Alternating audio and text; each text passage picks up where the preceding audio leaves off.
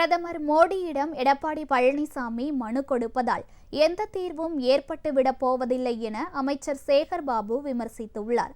சென்னை சூளை பகுதியில் திமுக சார்பில் அன்னம் தரும் அமுதக்கரங்கள் நிகழ்ச்சியில் சேகர்பாபு கலந்து கொண்டார்.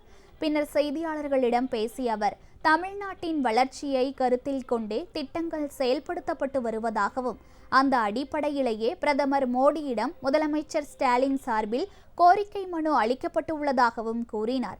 ஆனால் எடப்பாடி பழனிசாமியோ தனது சுயநலத்திற்காக பிரதமரை சந்தித்து மனு கொடுத்ததாகவும், அந்த மனுவால் தீர்வு ஏற்பட போவதில்லை என்றும் சேகர்பாபு கூறினார்.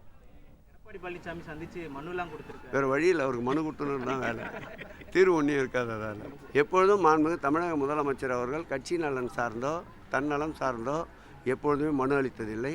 தமிழ்நாட்டு மக்களுடைய மையப்பொருளை, தமிழ்நாட்டு மக்களுடைய தேவைகளை, தமிழகத்தினுடைய தேவைகளை மையப்படுத்தி தான் மனு அளிப்பார்.